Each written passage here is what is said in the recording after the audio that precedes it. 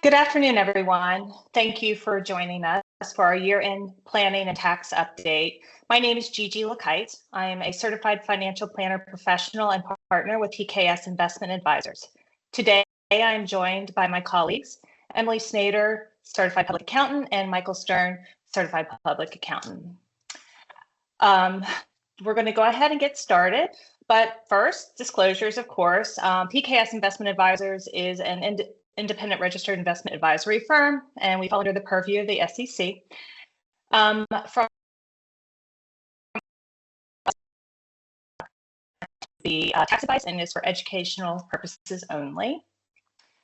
A little bit before we get started, for those of you who do not know us or are familiar with PKS, a little bit of background. PKS Investment Advisors is an independent registered investment advisory firm. And in that, we represent the interest of our clients and adhere to the strict fiduciary standard. We are fee-based, and we specialize in all things financial planning. We take more of a comprehensive, holistic approach, retirement income planning, investment management, and of course, employer retirement plans.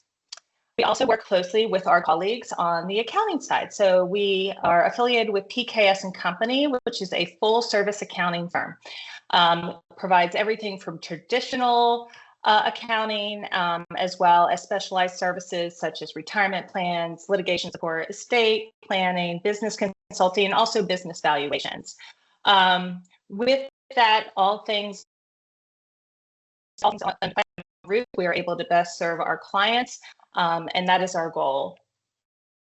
PKS & Company was started in 1978, and the wealth management firm was in 1999. And we have 3 local offices, so Salisbury, Maryland, West Ocean City, and Lewis, Delaware. So that's just a little bit about us. So in the interest of time, we are going to go ahead and get started with all of the content. This is a very comprehensive year-end tax planning update. Obviously, a lot of things have occurred this year, legislation being passed. We would request that all of your questions be held to the end, and if you could just use the chat feature to enter your questions, and we will get to them at the end. The goal is to get through this presentation in the next 50 minutes to leave 10 minutes for questions. If we do not get to your question, we will make best efforts to get you the answers using the chat feature, get the answers that you need.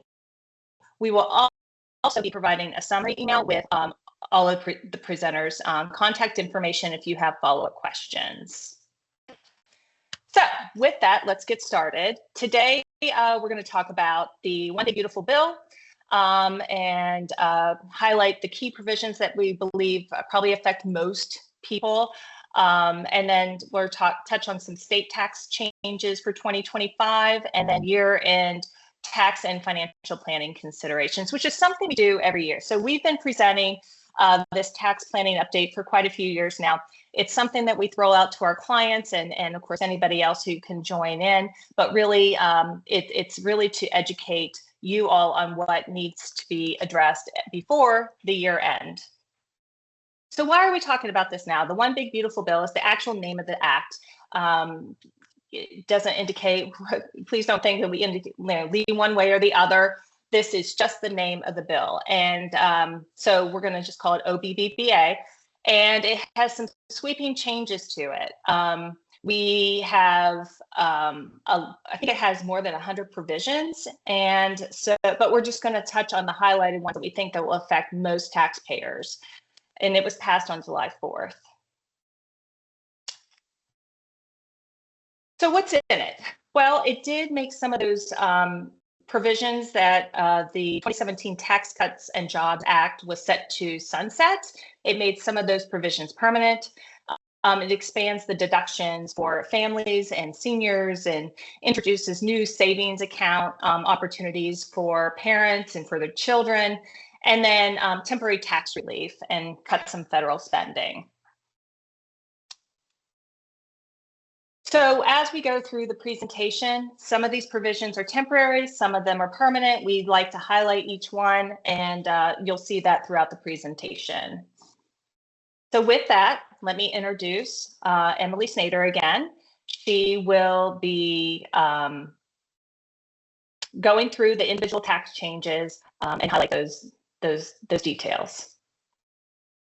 Hi, everyone. I'm Emily Snader. I am a CPA and a tax manager in the West Ocean City office of PKS. I do a lot of tax and tax planning. So we'll get started with the individual tax changes from the bill. So first of all, income tax rates will remain at the current lower rates we've had since 2017 when the Tax Cuts and Jobs Act passed. These were set to expire in 2026. The bill makes these lower rates permanent, but meaning there is no current provision written in the law for them to change at any set time in the future. But let's remember, permanent is only permanent until new legislation passes that changes the law, and that kind of goes for everything that we're talking about today. The higher standard deductions we've seen since the Tax Cuts and Jobs Acts are also being made permanent. These were also set to go back to the lower pre-TCJA levels after 2020, now have been increased for 2025 and will be adjusted for inflation in the future. So as you can see, joint filers, their standard deduction will now be $31,500. Single filers will be $15,750. A lot of changes have been made to the itemized deductions and some things that have been made permanent. The miscellaneous itemized deductions that were repealed by the TCJA, but due to return in 2026, have been permanently repealed.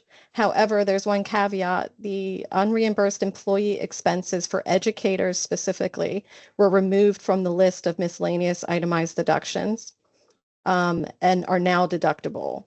This is in addition to the $300 above the line educator deduction. And the type of educator has also been expanded to include coaches. But keep in mind, this could be treated differently for state tax purposes. The $750,000 limit on mortgage principal for this was permanent. However, mortgage insurance premiums will be allowed to be treated like interest again. And home equity line of credit interest is still generally not deductible. Personal casualty losses continue to be limited to federally declared disasters, but now include some state declared disasters as well. And the deductible gambling losses are permanently made an itemized deduction, but are now going to be limited to 90% of the total losses and only up to the amount of gambling winnings. There's several other changes for itemized deductions, including the state and local tax deduction and some charitable giving changes, but we're going to go over those more in detail later. There's also a new itemized deduction limitation for higher earners. Effective for 2026 and later, overall itemized deductions will be capped for taxpayers in the highest tax bracket. So for those in the 37% bracket, their deductions will be reduced by, and this is a bit of a strange calculation, but it'll be reduced by 2/37 of the lesser of their itemized deductions or the amount of taxable income that exceeds the start of the 37% tax bracket, whichever is less. So essentially what they're doing is limiting the tax benefit of the itemized deductions to a 35% tax reduction for those in the 37% bracket. The Tax Cuts and Jobs Act higher alternative minimum tax exemptions are also now permanent. This simplifies tax planning and reduces the AMT exposure for many middle and upper middle income households. And now Gigi is going to talk about some family tax benefits. Thanks, Emily. So to kind of continue on the theme of individual tax benefits or changes, the child tax credit has been temporarily increased from $2,000 to $2,200 per child. This is a temporary provision set to expire after 2028. Then it will revert back to the $2,000 limit per child. One of the biggest changes that I think has been really helping, frankly, my clients say for college or any other sort of private school is the 529 account expansion that came along with the OBBBA. So previously, qualified expenses for elementary and secondary private schools was a qualified withdrawal from a 529 plan up to $10,000, but that was tuition only. Now it's been expanded to include curriculum, books, much like college with qualified withdrawals. And then in addition to that expansion, it does also allow, starting in 2026, the increased withdrawal of up to 20,000 limit of tuition only. In addition, qualified withdrawals now have been expanded to include skilled trades such as vocational programs and such as HVAC, welding, commercial driver's licenses, plumbing, electrical work, and fees for exams to obtain certain credentials as well. And that's effective as of 7/5/2025. So there has been a lot of talk about the newborn Trump accounts. These are new instituted accounts. Are temporary only from 2025 to 2028. They have a similar feel of an IRA, similar also to 529s in the fact that they grow tax deferred. However, of course, for newborns, there's a one-time $1,000 federal deposit, and parents can contribute for the newborn or the child under age 18, $5,000 a year. This is after tax money, so it's not like an IRA in that regard. It's not deductible, but it does grow tax deferred. Until age 18, these investments must generally be limited to ETFs or mutual funds that track the U.S. stock market, and then distributions are not usually allowed prior to age 18. And after 18, all contributions will be not taxed, right, because they've already been taxed, but any earnings will be deemed as ordinary income, and if they are under 59 and a half, they may be subject to that extra 10% penalty. So there's not a lot out there on these Trump accounts yet. I did do some research, and Charles Schwab, one of our main custodians, did put out a piece about 5 days ago explaining that Trump accounts will be available in 2026. First deposit can't be made until July 4th, 2026. Any child who hasn't reached 18 is eligible. And there is also a way that an employer can contribute for an employee's child's account. However, we believe that counts towards the $5,000 contribution limit.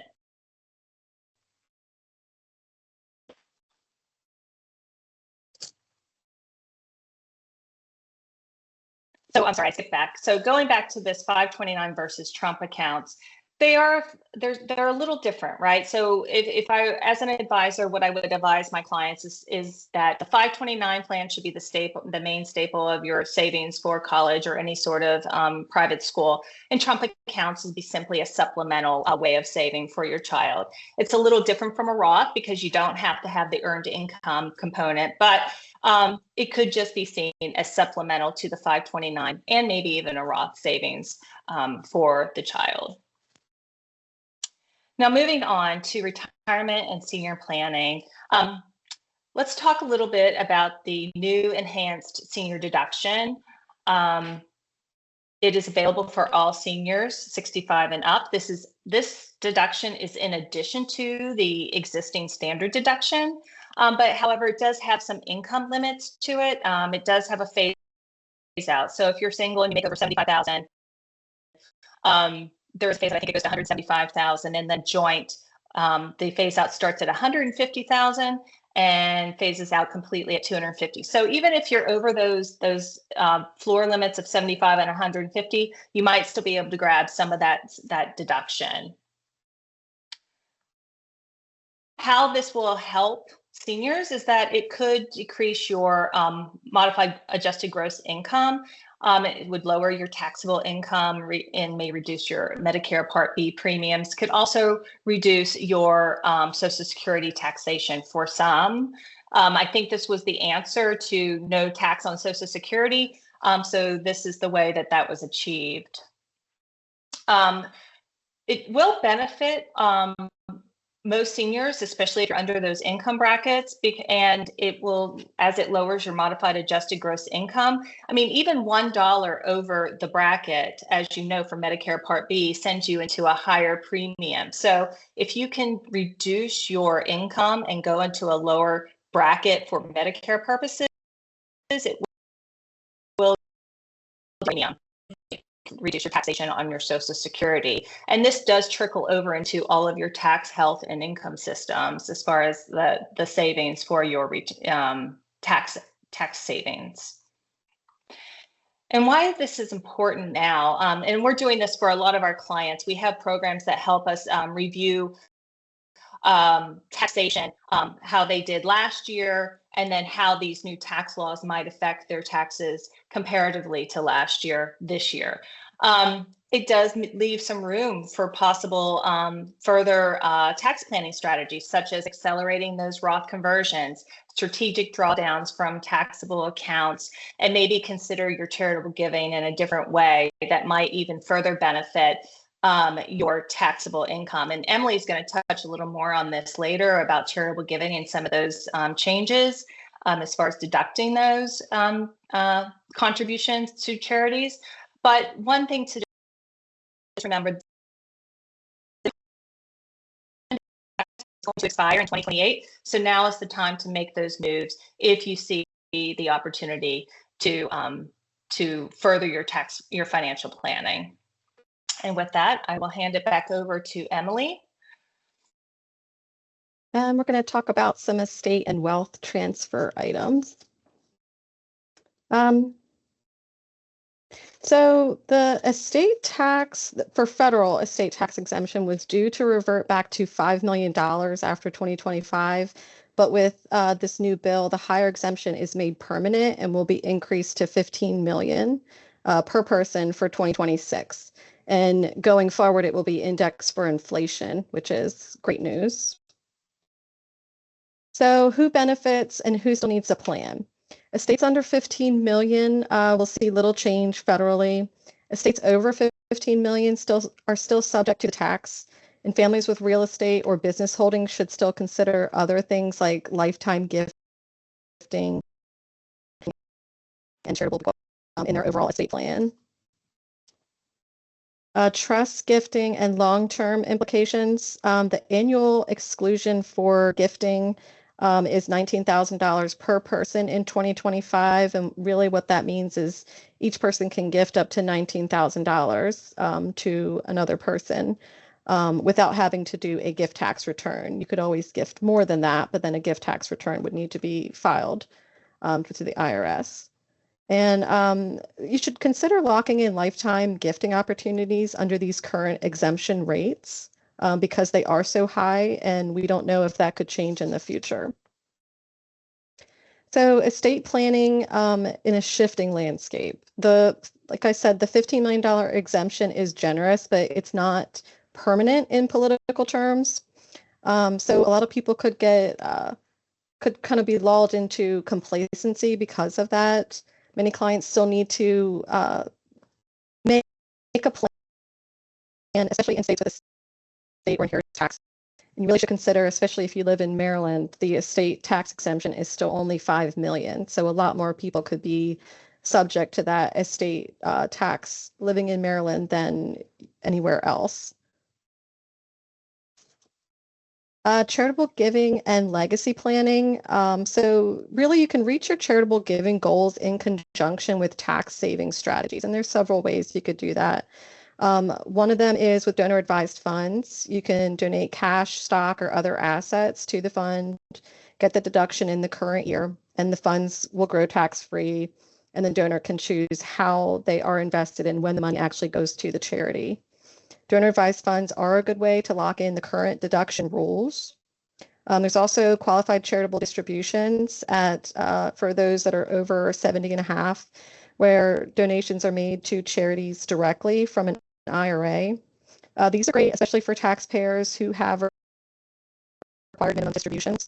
It can be a way to reduce taxable income. And you can do these QCD distributions for up to $108,000 per person. And like I said, the giving strategies, you really can kind of cater your giving strategies to align your taxes with your kind of legacy goals. There is now a new permanent charitable deduction for those that take the standard deduction. So for non-itemizers, you can take up to $2,000 for married filing joint or $1,000 for others of charitable contributions. And that's a below the line deduction, which really just means it's after AGI. And it applies for 2026 and later, and contributions must be made in cash. There's also a new AGI floor for itemized charitable contributions. So similar to how there is a 7.5% of AGI floor for medical deductions, there's now a 0.5% of AGI floor for charitable contributions that you must exceed before the deduction can be deductible. This means charitable deductions have to exceed that 0.5% of AGI in order to be deductible. The disallowed 0.5% of AGI contributions can be carried forward if the total allowable contributions exceeds the 0.5% of AGI floor. So for example, if the 0.5% of AGI is $500 and you only contributed $450, the deduction will not be carried forward and will essentially be lost. If someone has donated $600 and their AGI floor of 0.5% is $500, then you could have a $100 charitable deduction with $500 to be carried forward. This doesn't go into effect until 2026. So it may be a good strategy for itemizers to accelerate or bunch charitable contributions this year at the end of 2025, rather than 2026, where it will be less beneficial. And I think we're going to hand it over to Michael.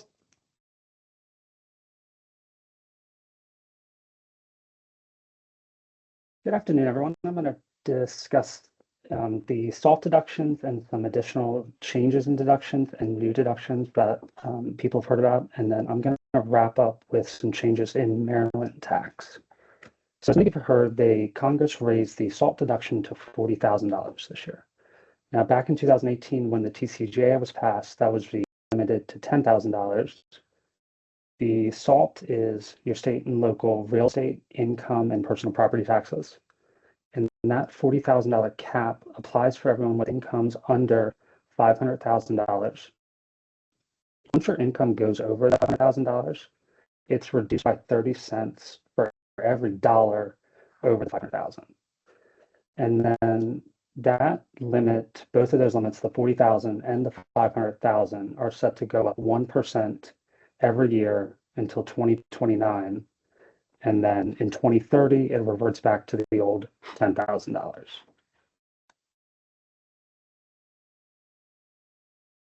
The other new deductions that I'm sure most of you have heard about is the no tax on tips and the no tax on overtime. Well, the no tax on overtime is really just a $12,500 deduction of overtime if you're single, or $25,000 deduction if you're married. Now, this is qualified overtime pay, which means overtime because of the Fair Labor Standards Act, and that is the 50% premium over and above the regular hourly rate that employee normally receives when they get over 40 hours. And that phases out if you're single, you're over $150,000 of AGI, or $300,000 if you're married. Now, the no tax on tips is a $25,000 deduction that is for qualified tips. Now, qualified tips can't just be anything. Those have to be legitimate tips. Now, according to the IRS, tips have to be voluntary and determined by the payer.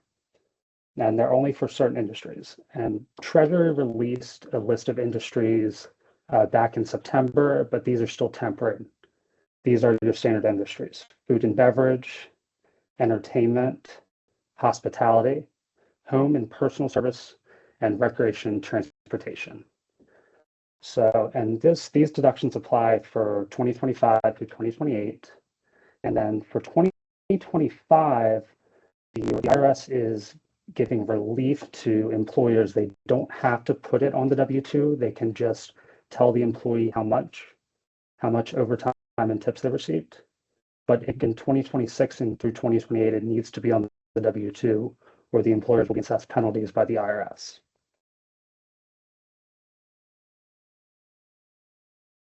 The other new deduction that I'm sure a lot of you have heard about is the auto loan interest deduction. So that is a $10,000 deduction for auto loans for vehicles that were assembled in the United States. And this also has to be new vehicles purchased after January 1st, 2025 and before 2028. And these are for the, it phases out if your income is over 100,000 for single and 200,000 for married filing jointly.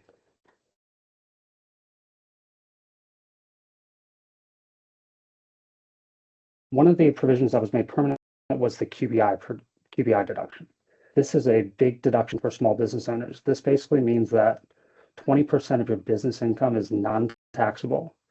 And this is if you're a sole proprietorship, a partnership, an S corporation, or even a real estate rental. And this was set to expire at the end of this year. And thankfully, Congress made it permanent. They also expanded some of the phase-in limitations. So taxpayers with higher incomes could still be eligible for this deduction. The other deduction that was made permanent was 100% bonus.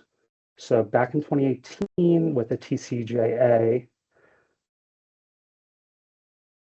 Congress implemented the 100% bonus. So this means that if a business purchased an asset, this would be equipment, furniture, certain vehicles, computers, certain software, they could write off the full purchase price in the year they bought it.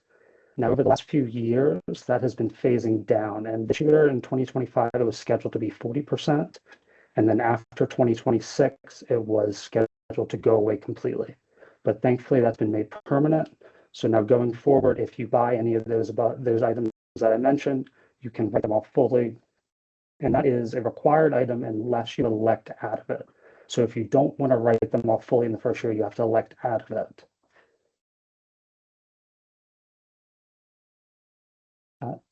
The new bill also increased the Section 179.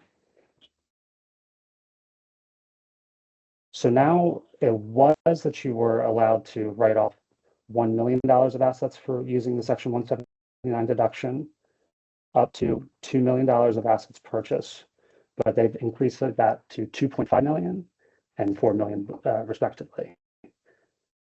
Now, Section 179 is a broader asset class. You can write off more assets under Section 179 than you can under bonus. For example, you can write off certain improvements to non-residential real property.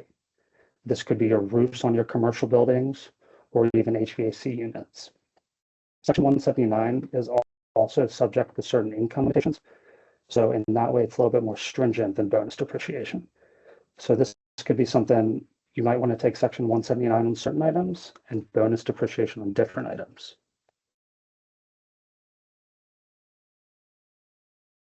The new law also reinstated the 100% full expensive R&D cost. The TCJA, starting in 2021, I believe, business were required to capitalize and amortize over 5 years domestic R&D costs. So this meant if you had spent money to improve processes, improve software, create software, the IRS was requiring you to capitalize and amortize that over 5 years. Going forward for 2025, you're now allowed to write that off fully. On the other hand, if you have any foreign R&D costs, you're still under the 15-year amortization rule.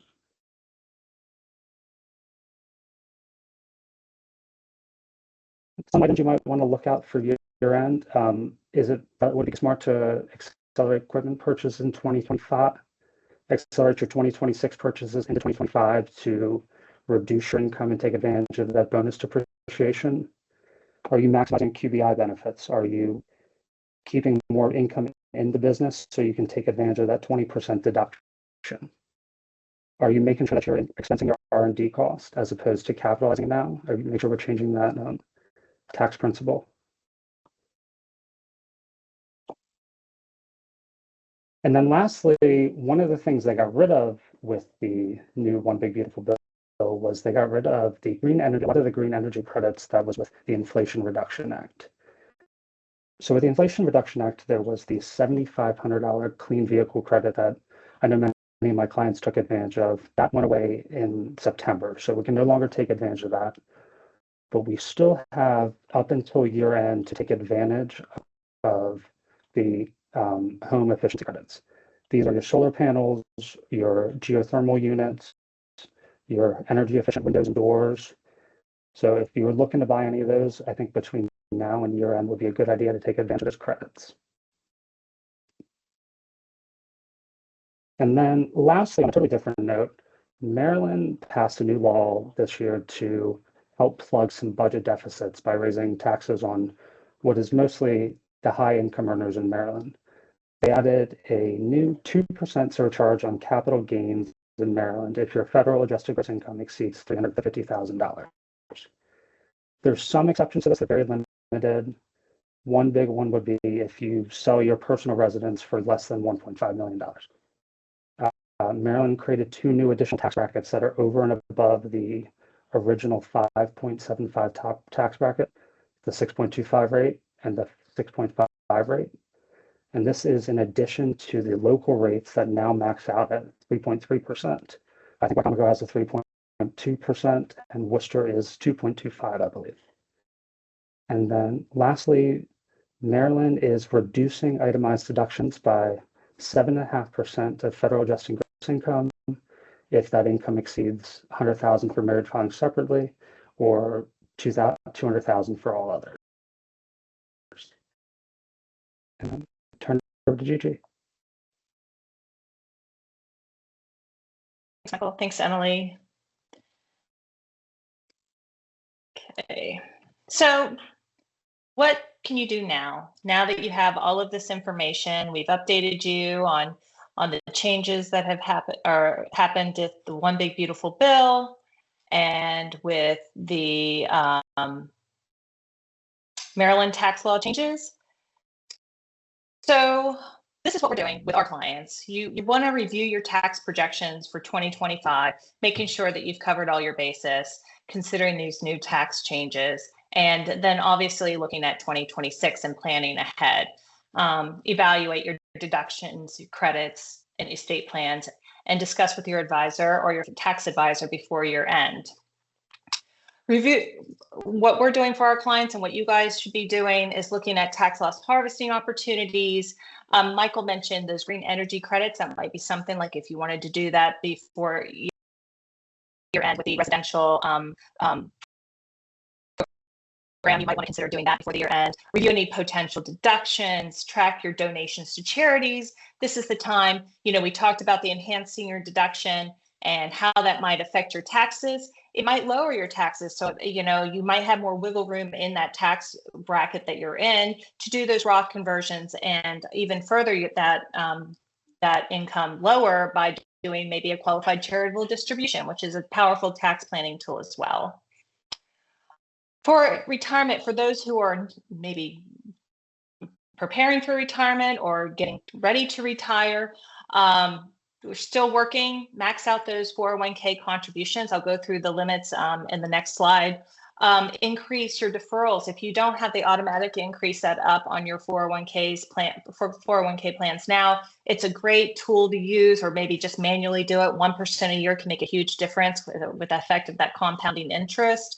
Max out your IRAs and Roth IRA contributions if you're able to, and then take required contributions. If you don't need the money and you're a charitable person, maybe it's time to consider a qualified charitable distribution if you're over 70 and a half. If you're self-employed, you're no longer contributing to an employer-sponsored 401k or simple IRA, maybe now's the time to start your own plan. And then double check all those retirement accounts, check your beneficiaries, and also consider your Social Security claiming options. If you're nearing retirement, this is something that we do. We run a Social Security analysis to help our clients decide if it makes sense for them to draw their Social Security at full retirement age, or if they should delay it further out, depending on their circumstance. So your retirement plan contribution limits for 2025 are currently $23,500. If you're over age 50, you get another $7,500 catch up. Note, you should know if you are a high income earner next year, that catch up will be a Roth contribution, not a pre-tax contribution. Don't special catch up provision. If you're age 60 to 63, it's $11,250.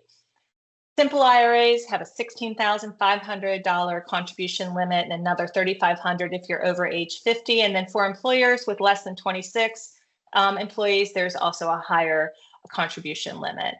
Roth IRAs and IRAs have a contribution limits of $7,000 plus another $1,000 if you are over age 50.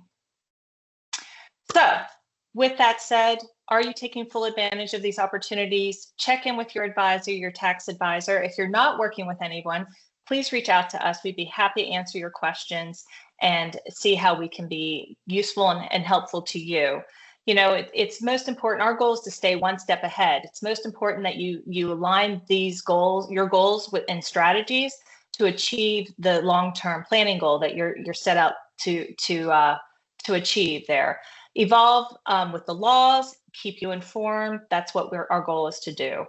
And of course, the disclosure at the end. But let's see if we can answer any of your questions that haven't been answered yet. Guys, I don't know if you want to join in. Okay. So the first question is, and this is for Emily or Michael, is the SALT for Maryland? So I don't know if you guys want to answer that. So the state and local tax deduction for itemized deductions is actually taken out when it's considered for Maryland itemized deductions. So it wouldn't even come into play. Okay. And then it said the next question was overtime deduction and overtime reporting requirement only applies to overtime required to be paid by FLSA rules, correct? That's correct. Is the question. Okay. Yes, it has to be required. Okay. And then the next question is the 6,000 senior deduction you mentioned, single less than 75,000. If taxable income is over, how is it applicable, or how is it calculated over 75,000? From my understanding, what I've seen in our software programs that project taxes, and you guys can weigh in on this. It just kind of eventually it's zero once you hit that 175,000. So the calculation is actually for every dollar over that 75,000 for single or 150,000 for married filing joint. It's reduced by 6 cents. Okay. So whatever. So if you're $1,000 over.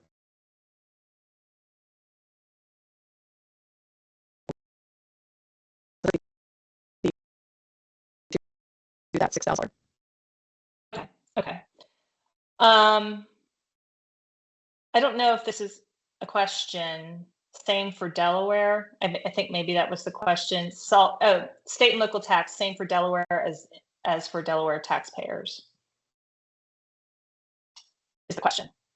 It's the same way for Delaware as it is for Maryland. It's the state and local taxes are taken out. Real estate taxes would stay in, but any state income tax paid would be taken out for the calculation. And I just want to, I saw that Emily answered one of the questions, and it's a good question. Does the SALT only applicable to those who itemize? And yes, you have to itemize to use the state and local tax deduction. So.